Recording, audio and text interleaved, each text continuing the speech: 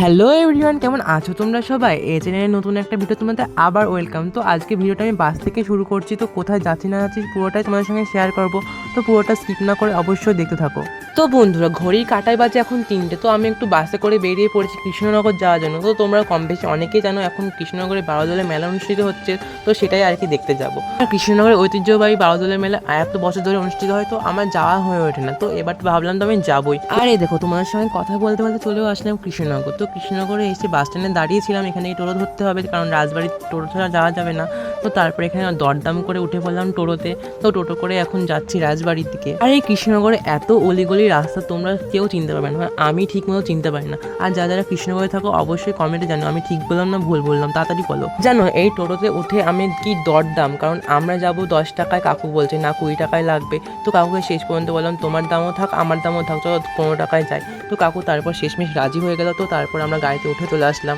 আর এই যে চলে এসেছি রাজবাড়ি। তো রাজবাড়িতে অনেকগুলোই গেট, কারণ এইদিকে একটা গেট ছিল, সামনে একটা গেট ছিল, কিন্তু বুঝতে পারছিলাম না। কিন্তু টোটো কাকু বললো যে আমরা সামনেই নামিয়ে দেবো মেলার সামনে, তো তাই জন্য ওখানেই নামিয়ে দিল। আর এই যে নদিয়া জেলার বারোদলের মেলা উৎসব লেখা তোমরা দেখতে পাচ্ছ।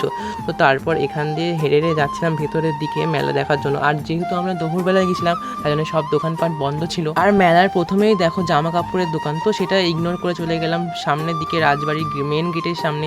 আর একটা এখানে কাকুকে জিজ্ঞাসা করলাম যে গেটটা খোলে না, কাকু বললো না এই গেটটা খোলে না। তো তারপর এইখান দিয়ে হেঁটে হেঁটে চলে গেলাম অন্য একটা দোকানে। তো এইদিকে দেখছি প্রায় অনেকগুলোই দোকান, এখানে 1 মাসে কোলে শিশুর থেকে বয়স্ক মানুষদের পর্যন্ত তোমাদের সমস্ত জিনিস অ্যাভেলেবেল পেয়ে যাবে। আর এদিকে চশমার কালেকশনগুলো খুব সুন্দর ছিল। তো তারপর আমরা সাইড কাটিয়ে চলে গেলাম একটা মোবাইলের কভারের দোকানে। আর তোমরা এখানে অ্যাপেল, গ্যালাক্সি আরও অ্যান্ড্রয়েড ফোনের বিভিন্ন ধরনের কালেকশন তোমরা পেয়ে যাবে, খুবই সুন্দর ছিল কালেকশনগুলো। তো সেটাই দেখছিলাম কভারগুলো ফোনে লাগিয়ে কেমন লাগছে। আর তোমরা এই দিকে দেখো কত সুন্দর, ঘরের ডেকোরেশন জন্য পারফেক্ট একেবারে। তো এটা তোমরা নিতে পারো, খুবই সুন্দর লাগছে। আর এইদিকে দেখো বিভিন্ন ধরনের দোকান, খাবারের দোকান, এখানে অনেক ধরনের। আর গাইজ তোমরা কি একটা জিনিস নোটিস করেছো, এদিকে লেখা আছে দেখো শিক্ষিত আলো, যেখানে মানুষরা এখন শিক্ষিত হতে পারলো না সেখানে আলো শিক্ষিত হয়ে গেল। এটা সমাজের কাছে একটা বড় দৃষ্টান্ত। প্রচুর দোকান বসেছিল, যেখানে একটা লাইনেই আমরা শেষ করতে পারছি না। তো পুরো মেলাটা ঘুরতে হলে আমাদের 1.5 ঘন্টা 2 ঘন্টা তো সময় লেগেই যাবে। তো তাই জন্য এই সামনে থেকে তাড়াতাড়ি করে বেরিয়ে পড়লাম, যেহেতু আমাদের বাড়িও যেতে হবে। এখন যেহেতু দিনের বেলা তাই জন্য অনেক স্টলই বন্ধ ছিল খাবারের, আবার মানে দোকানে সব কিছুরই। আর এখানে লাইন বাই লাইন অনেক দোকান বসেছে, মানে গুনে শেষ করা যাবে না। আর এই সাইডে তোমরা দেখতে পাচ্ছ এখানে সার্কাস বসেছে, তো সেটা আর কি দেখাচ্ছে। সার্কাসে ঢোকার জন্য অনেক টাকা এখানে লেখা ছিল, মানে 70, গ্যালারিতে বসে 70, ভাবতে পারছো তোমরা যারা যারা এখনও কৃষ্ণনগরের বারোদলের মেলায় আসো তোমরা তাড়াতাড়ি চলে আসো, অনেক কিছু তোমরা দেখতে পাবে এখানে আসলে। আর এইদিকে দেখো অনেক মোমো স্টল, ঘুগনি, ফুচকা, বিভিন্ন ধরনের স্টল বসেছিল এখানে, মানে এগ রোল, চাউমিন, অনেক কিছু ছিল। আর ওই দিকে দেখো বাচ্চাদের টয় ট্রেন, তারপরে এখানে জিলাপিও বসেছিল। মেলায় আসলে জিলাপি না খেলে হয় তোমরাই বলো। তো তারপর এইদিকে দেখো কুলফির দোকানও বসেছে। আর এইদিকে এই ময়ূরটা এতটাই সুন্দর লাগছে, আমার খুব পছন্দ হয়েছিল, কিন্তু প্রচুর প্রাইস বলছে তাই জন্য নেওয়া হয়নি। আর এই দোকানটায় তোমরা বাচ্চাদের অনেক ধরনের খেলার সামগ্রী পেয়ে যাবে। আর এইদিকে দেখো ভাবলাম যে 500 টাকার নোটগুলো নিয়ে পুরো মেলাটা ঘুরে নেবো আজকে। তো তারপরে দোকানদার বলছে এগুলো নকল টাকা, আসল টাকা নয়। সেই কথা শুনে কি আর বলবো গাইস, আমার দুঃখের কথা, আমার চোখ দিয়ে জল বেরিয়ে গেল। ভাবলাম যে সব মেলায় আজকে সব জিনিস সব লুটে নিয়ে চলে যাবো, তো সেটা আর হলো না।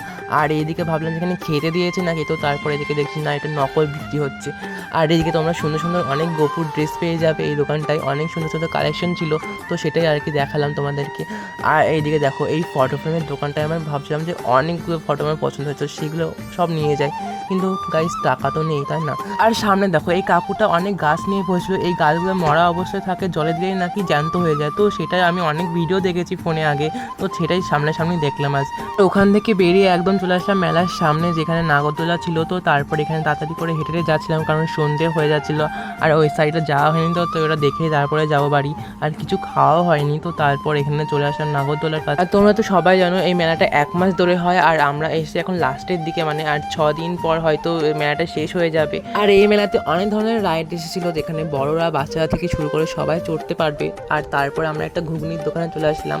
আর আমার হাতে আছে এই জিনিসটা কি বলে তোমরা অবশ্যই কমেন্টে জানিও, কিন্তু এখানে দেখছি সবাই নিচে, তো জন্য আমিও নিলাম। তো তারপরে অনেকটা রাত হয়ে আসছিল, তাই জন্য আমি তাড়াতাড়ি করে উঠে পড়লাম একটা টোটোতে। তো আমি এখন বাড়ি যাই। আরে তোমরা কি দেখো তাদেরকে চ্যানেলটা সাবস্ক্রাইব করো। বাই।